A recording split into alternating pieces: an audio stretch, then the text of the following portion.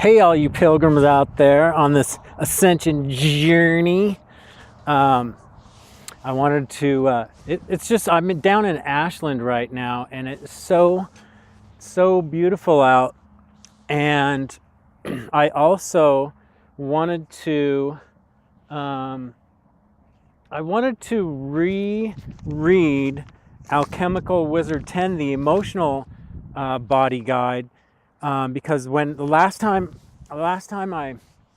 I read this, I was down in Mount Shasta, and it was a little distracting. Friends, that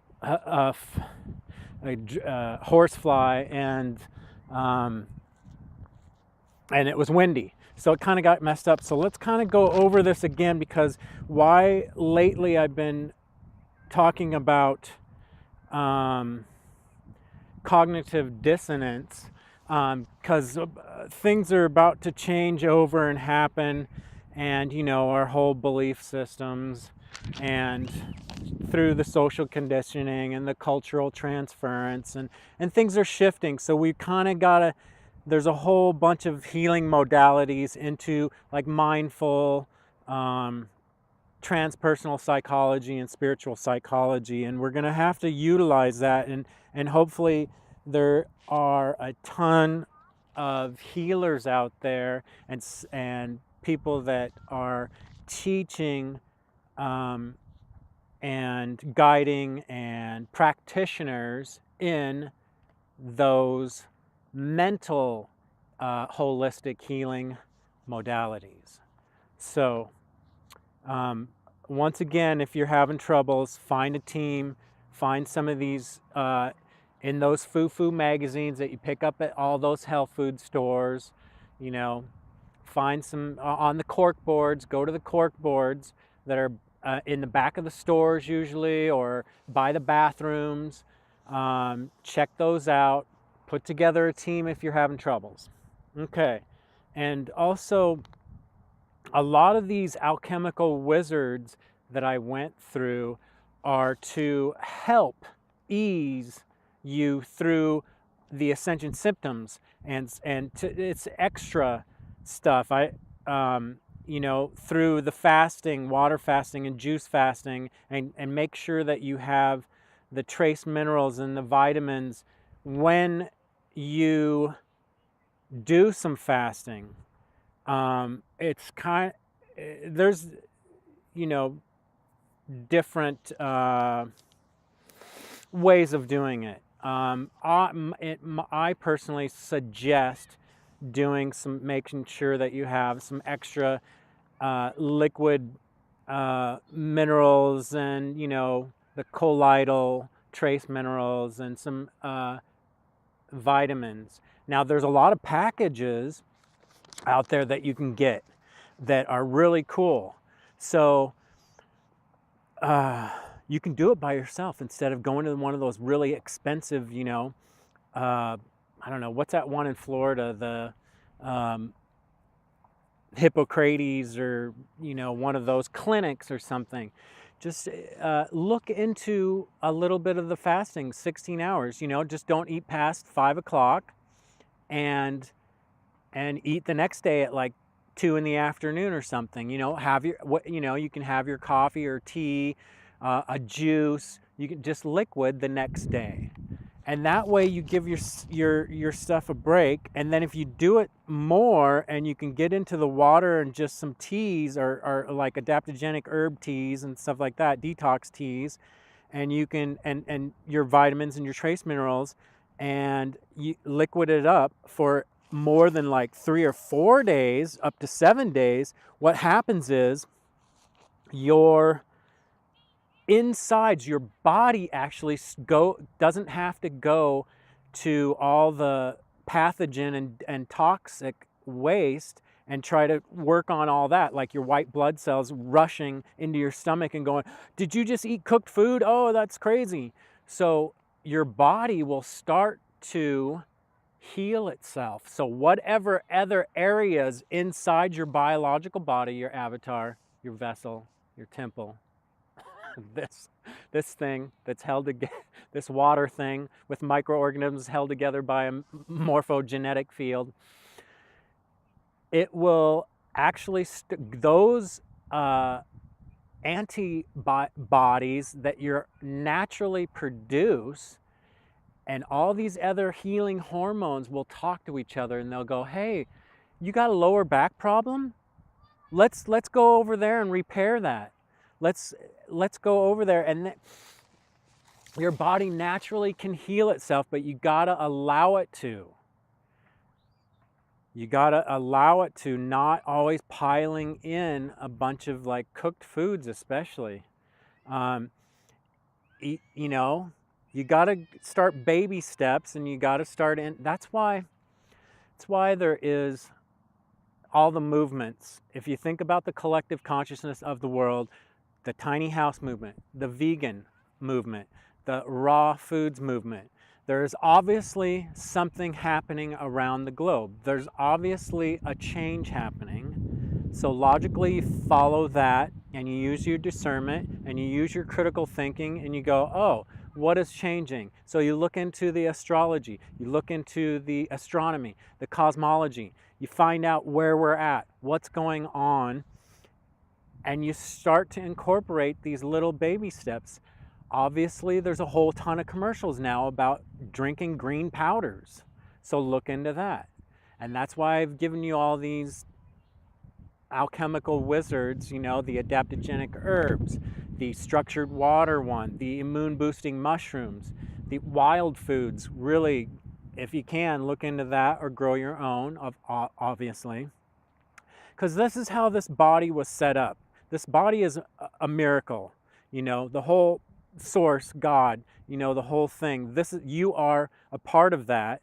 And so you created this unit, this seed, this vessel, to actually have this experience, to have like all these senses and stuff. And then there's more too, because we've been, you know, our DNA has been pushed down into only the 2 strands, so that you can't, and your pineal gland's been calcified so that you can't have these other, you know, abilities that are outside these 5 senses, you know, the 6th sense, the 7th sense, the 8th sense, you know, the 4 T's, you know, telepathy and telekinesis and teleportation and time jumping, and there's all kinds of things that you're potentially, we can start to get into this more. So there's already, that's another reason why there's so many movies on mutants and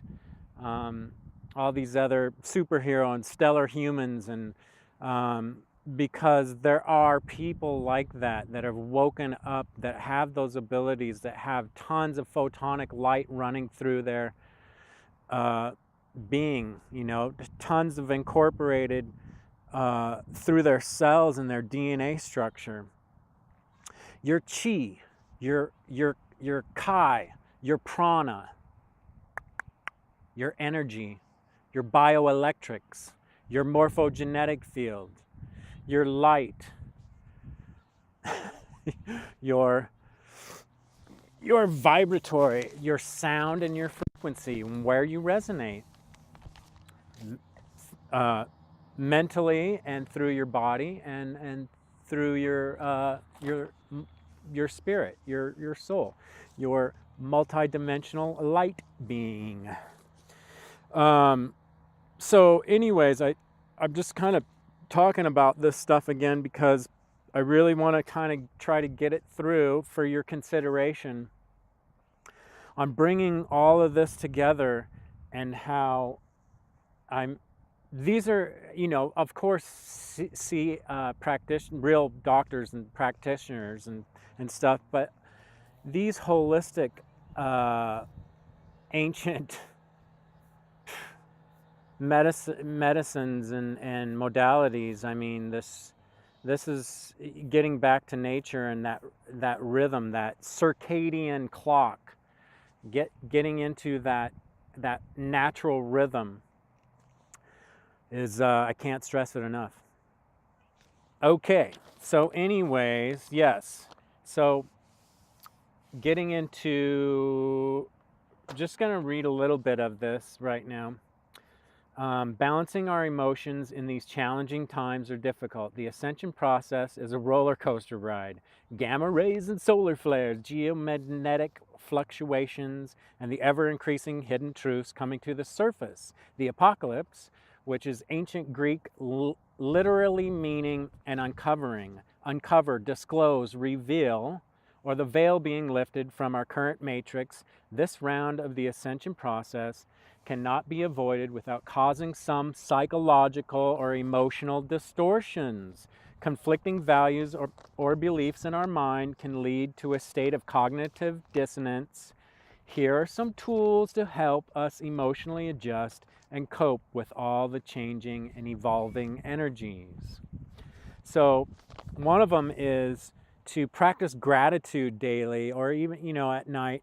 I usually give thanks, and then I do my meditation during the day and do a lot of, usually end it with gratitude. If you got a question, ask the question to your higher self, to your guide, to your oversoul, to your connection to more source light, more source code.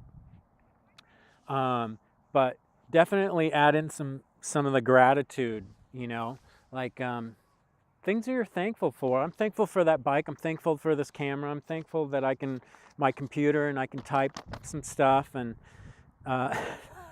and write blogs and articles, and through this half of, I would say half of my life or something, because I think the next 50 some years are going to just be really cool.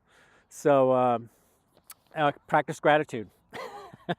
I won't even get into that. And change your viewpoint to the observer. Step outside if you're going to make a judgment call or something. Kind of step out for a second, and be the observer first before you have an emotional reaction. Because that's what's really going to be there's going to be a lot of triggers here pretty soon that are going to trigger people. So kind of step out, step back, be the observer. What else? Attention wasted energy spent repressing and denying how we feel. Because holding in emotions and feelings, like I'll give you an example. The other day, I was kind of frustrated at something, maybe a little bit of my father, a little bit, I did a whole bunch of yard work and stuff, and I got frustrated for some reason. But anyways, what I did was, constructively, I did some breathing and some meditation, and then I actually did a little bit of physical body weight training, did some push-ups and whatever, and this and that, and kind of started blowing it off, and got out some of the frustration and aggression in a constructive manner, which helped. So remember energy, like I talked about in the other video, and direct it constructively out into kind of an like out here in nature, instead of like pointing it at someone, because you don't really know if usually it's just from you inside, and it's not really being angry on another being. So try to use some constructive things that you can do to release that, like frustration, anxiety, even depression, that the body weight training, aerobic exercise, all those healthy like exercise, yoga, qigong, and all those things are really good for depression. And get out in the sun. Not only you're getting vitamin D, but you're bringing in the energies, you're bringing in all kinds of other particles, the adamantine particle and the gamma rays and whatnot, and you become a part of it, a part of the whole natural process. Okay. Let's see. Stay in the present moment of now. Stay in the perpetual now.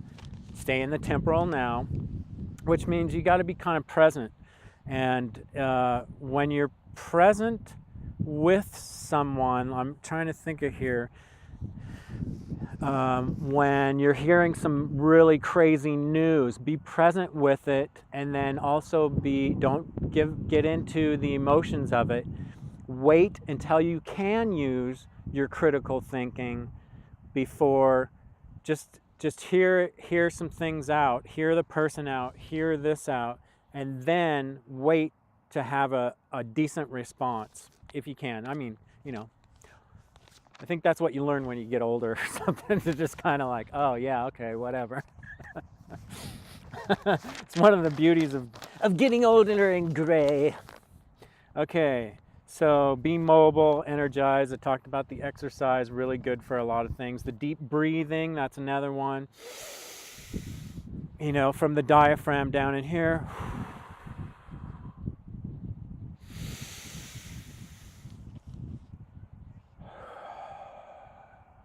Especially out in nature. Do some daydreaming. Look up at the clouds, man. That helps. Get back into that kid's imagination and be curious. If you can, spend some time where your brain is not actually thinking about surviving and paying bills and this and that and that and that and this and the list that you got at home, and you got to go to the grocery store and you got to take care of this and that and on and on and on. Go sit in the backyard. Go sit by the river. Go out into nature. Go sit in a park. If you're in a city, get out. But if you have to, go to a park and lay down and watch the clouds and try to imagine different shapes and visualize. Because your brain, because there's so much noise pollution, EMF pollution, pollution in the air that you're breathing and toxins, that it's hard to shut down, put silence in, and bring back that imagination and curiosity. Meditation and silence. Nature. Let's see. What else? We've already talked about all the nutritional things to add to your diet a lot. And also, at night, just get those cheap teas too. You don't even have to have a huge budget. You don't have to be the billionaire. You can have off of food stamps even. Take your EBT card and buy some valerian root tea. At night, and try to sip on that. If you're homeless, you can do it too. Sometimes you can get some hot water, and you'll have some those bags of teas in you for at night, so they can calm you down, and get a little bit of the magnesium too, if you can get some of that, and some of the magnesium calcium stuff, and see what you can find, see what you can do. Look into that, because you can always go to the library too and do research. It's what's great now about the internet. I mean, seriously, we can talk to each other. We can do this, guys. It's cool. Outside, the aromatherapies, that's really good. The crystal bowl, crystal therapy, all kinds of energy therapies. The way I mostly do aromatherapy is just by getting out in nature, just doing a hike or riding the bike. That's really cool. But I just want you to know that you're supported, and that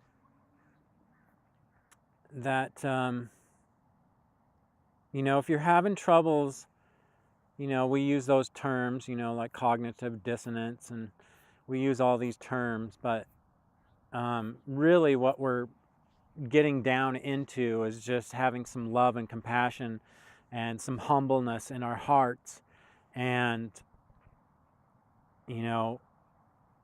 opening up to the possibilities that there is a much bit larger picture at work here.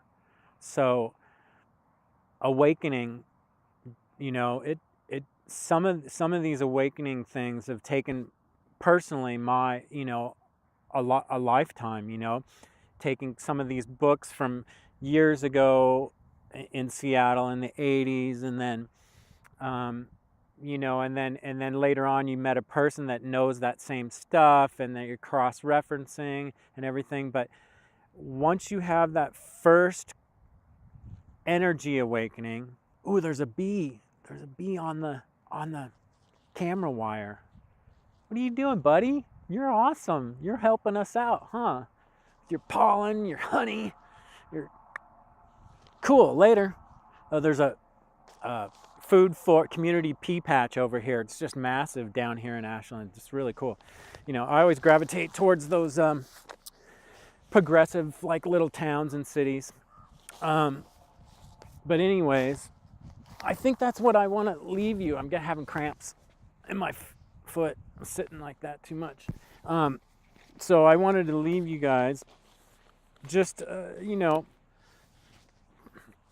just kind of saying it again, just getting it out there. If you're having troubles, you're supported.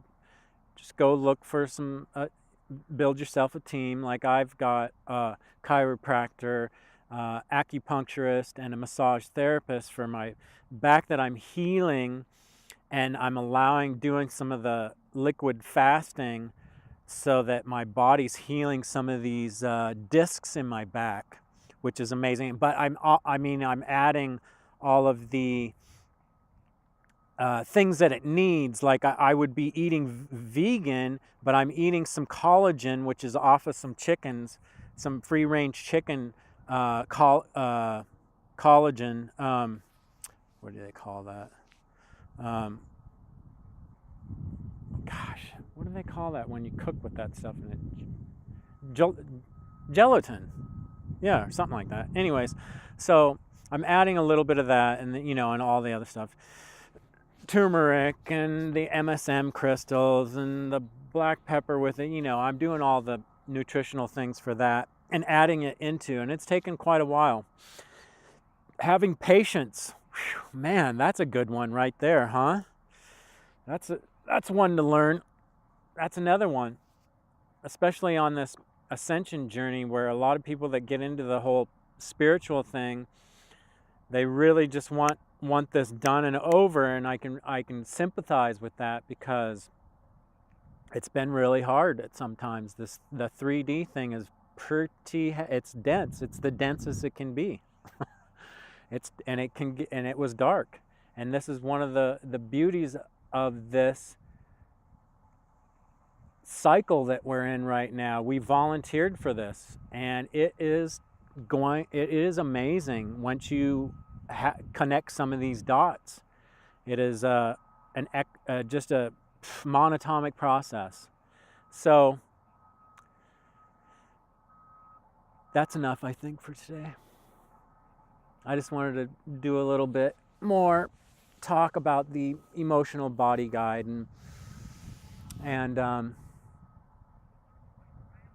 just to let you guys know that there's support.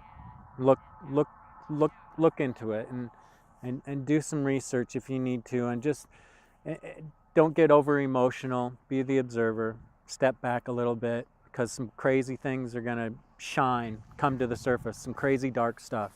Okay? All right.